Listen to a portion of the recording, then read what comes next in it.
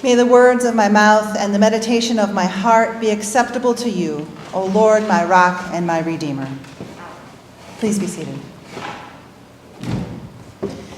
This morning in our Matthean Gospel reading, we find Jesus and his disciples near Caesarea Philippi, some 20-plus miles north of the Sea of Galilee. In an attempt to have some alone time with his disciples, they have slipped away to a place he hopes will offer time for prayer, reflection, and teaching. Jesus, in the previous chapter of Matthew, had recently encountered the Canaanite woman, as we heard in last week's gospel and sermon. He had cured multitudes of people brought to him with varying ailments, and had performed another feeding miracle, this time for 4,000 men with accompanying wives and children. Needless to say, they've been on the move and they've been busy. So to Caesarea Philippi they go. He has so many things to share with them, to teach them, in his limited time with them. And he wastes no time at all in asking them, who do people say that the Son of Man is? It's straight to the business of the hour. Who is the Son of Man? Now, it's worth noting that this phrase, Son of Man, was one that Jesus used specifically for himself. It was not commonly used by the rabbis of his Jewish faith. For Jesus and for us, this term combines both his aspect of being fully human and fully divine. The question would not have had a rote answer, and yet he asks, who is the Son of Man? It's not difficult, at least for me, to imagine that the disciples simply were not sure how to answer that question. In fact, based on the way the passage is written, they may have had several responses. Some say John the Baptist. In fact, in Matthew chapter 14, verses 1 and 2, Herod the Tetrarch, also known as Herod Antipas, specifically states, this is John the Baptist. He is risen from the dead, and that is why miraculous powers are at work in him. Indeed, some say Jesus is John the Baptist. He is not. Some say Elijah. Actually, in Malachi chapter 4, verse 5, the prophet says precisely, lo, I will send you the prophet Elijah before the great and terrible day of the Lord comes. Indeed, some say Jesus is Elijah. He's not. Some say Jeremiah or one of the other prophets. Deuteronomy chapter 18, verse 15 references, the Lord your God will raise up for you a prophet like me from among your own people. You shall heed such a prophet. Indeed, some say Jesus is a prophet. He is not.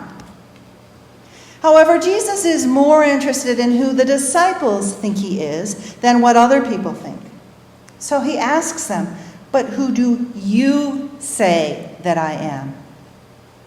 Predictably, the one brave enough to answer is good old Simon Bar Jonah, son of Jonah, who says, you are the Messiah, the Son of the living God. It's not far-fetched to us or to the disciples that Simon's response must have been divinely inspired. While he has had many brilliant and not so brilliant moments along the way, this answer is simply too perfect.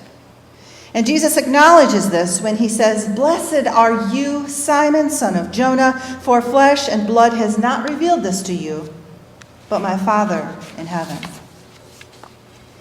For the benefit of the disciples present, for the benefit of Jesus' teaching moment, and for the benefit of all of us, there is a proclamation and an acknowledgement that Jesus is indeed the Messiah, the Son of the living God.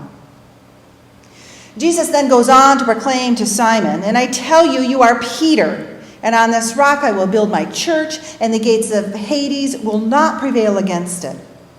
I will give you the keys of the kingdom of heaven, and whatever you bind on earth will be bound in heaven. Whatever you loose on earth will be loosed in heaven. And Jesus changes Simon's name to Peter. He sets the whole foundation of the church to be built upon him, and he gives him the keys of the kingdom of heaven. I can't imagine any response of amazement appropriate enough for that statement.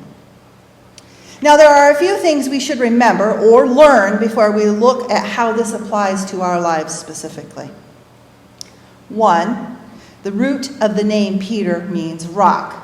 Jesus actually changed Simon's name from Simon, son of Jonah, to Simon Peter, or Simon the Rock, if you allow me to paraphrase that. 2, this passage is extremely important to the church, specifically the Roman Catholic Church.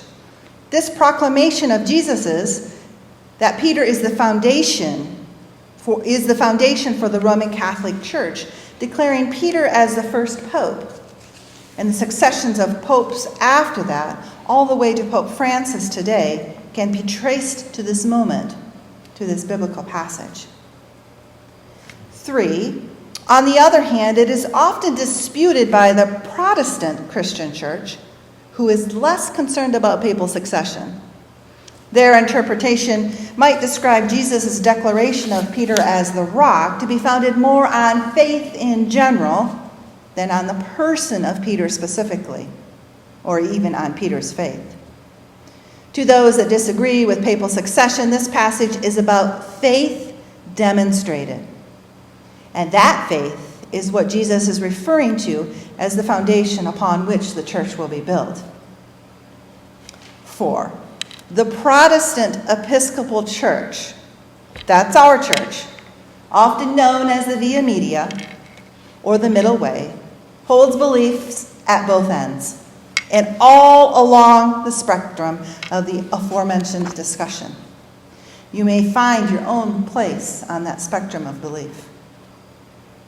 And 5th, our primary focus this morning is in the divinely inspired words of Peter and what they mean to us. You are the Messiah, the Son of the living God. This morning, I wonder what it means for us now to have this assurance, this assertion that Jesus wasn't just a human being that walked the face of the earth.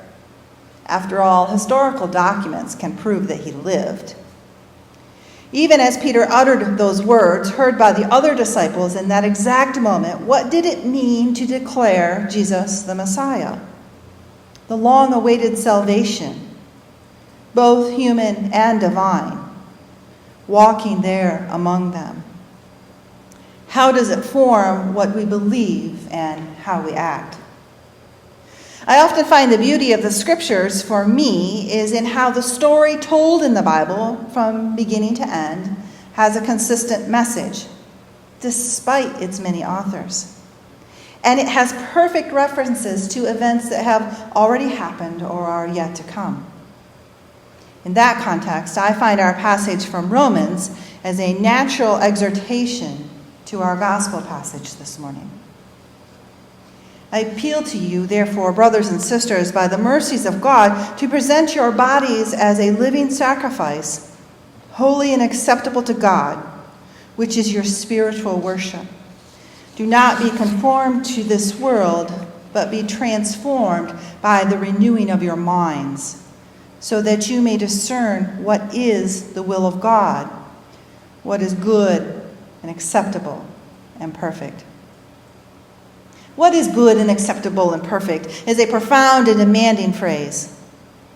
For the disciples then, who physically witnessed his miracles, they tasted the water he turned into wine, the bread and the fish he multiplied. They touched his very physical presence, and they knew him to be Messiah. He wasn't just another miracle worker to them. He would be their salvation. The same applies to us today. When we look at the miracle of Christ, the Messiah, Son of the living God, it transforms us. It allows us to live into our lives in ways that we could never imagine without the faith and the sustenance of our loving God and our faith community.